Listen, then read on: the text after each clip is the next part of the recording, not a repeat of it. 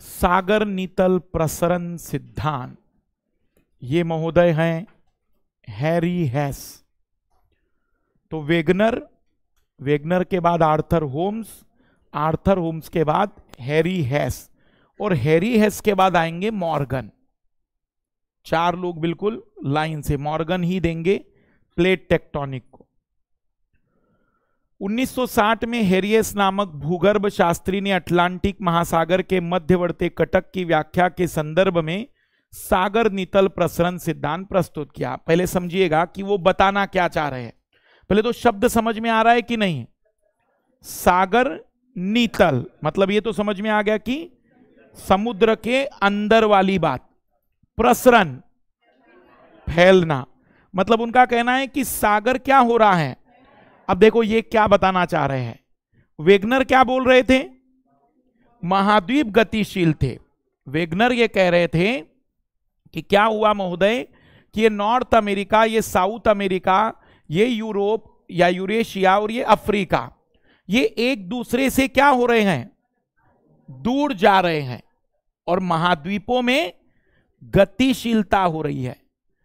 Harry हेस देखना क्या कह रहे, हैरी हेस भी सेम परिणाम लाएंगे, लेकिन वो कह रहे कि ये नहीं गतिशील है। आपका जो महासागर का निचला तल है ना, वो एक दूसरे को यहां पर ऐसे फैल रहा है, और फैलने के कारण ये महाद्वीप आपको एक दूसरे से, क्या पॉइंट समझ में आ रहा है। वेगनर कह रहे हैं कि महाद्वीप जा रहे हैं, वो कह रहे महाद्वीप अपनी जगह है, जा कौन रहा है, और महासागर मतलब घूम नहीं रहा है, बल्कि उसका क्या हो रहा है। देखो वो क्या कहते हैं, वो कहते हैं कि अटलांटिक महासागर को देख लो, तो अटलांटिक महासागर में बिल्कुल बीचों बीच में आप लोगों को पता होगा कि महासागरीय कटक, अटलांटिक महासागर एक एस आकृति का महासागर है, और यहां बीच में कटक महासागर के बिल्कुल बीचों बीच में, पर वो पर्वत इतने ऊंचे नहीं है कि बाहर आ सके, पर अगर पानी हटा दिया जाए तो आपको पता चलेगा कि सबसे लंबी विश्व की पर्वत श्रृंखला कोई और नहीं, महासागरीय कटक, अटलांटिक महासागरीय कटक है।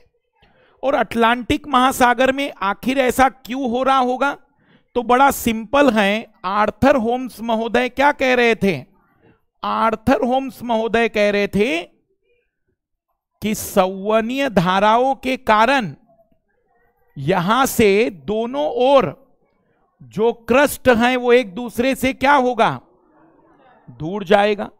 तो एक दूसरे से जब ये क्रस्ट दूर जाएगा तो इमेजिन करो कि यहां ऐसा ही हो रहा है, तो यहां ये पानी से जैसे ही बाहर आता होगा तो ठंडा हो जाता होगा।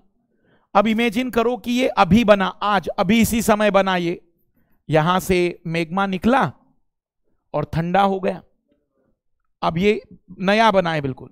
फिर 15 दिनों के बाद फिर से यहां नया बनेगा, तो यहां जगह तो है नहीं, तो ये क्या कर देगा, उसको ढकेल देगा।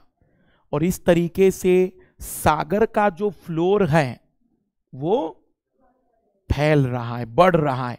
मतलब महाद्वीप कहीं कुछ नहीं कर रहे हैं, सारा खेल किसके कारण हो रहा है, महासागरों के तल के फैलने का। और नया नया सागर, नया नया क्रस्ट बन रहा है वहां पर। जैसे ही वहां पर ऊपर की ओर ये संवहनीय धाराएं आती है तो एक नया संरचना बनती है। मतलब इसको अगर हम एक चित्र के रूप में दर्शाएं तो इसको ऐसा कह सकते हैं कि ये मान लीजिए महासागर का, अटलांटिक महासागर का बीच का हिस्सा है, तो ये बिल्कुल लेटेस्ट वाला होगा, ये दोनों एक साथ बने होंगे। फिर उससे भी जैसे जैसे आप इस ओर जाएंगे आपको यह पुरानी चीज मिलती जाएगी। तो ये ओल्ड रॉक्स हैं, और ये वेगनर साहब की बातों को नई तरीके से, और वो भी प्रमाणित करके, कैसे, संवहनीय धारा आर्थर होम्स साहब ऑलरेडी बता चुके थे, पर इन्होंने इसको कहां अप्लाई करवाया है, समुद्र के अधस्तर सी फ्लोर में, कि भाई सी फ्लोर देखो फैल रहा है, मतलब देखो इसका मतलब समझना प्रैक्टिकली। जैसे ये दो बेंचेस हैं, तो दो चीजें हैं, या तो मैं बेंचों को उठाकर खिसका दूं उधर, तो आप कहेंगे कि ये वेगनर साहब की बात हुई, पर मेरा दिमाग खराब हुआ। मैंने कहा बहुत बातचीत कर रहे हैं, मेरे पास बहुत शक्ति है, मैंने पूरी पावर से बीच में से तोड़ा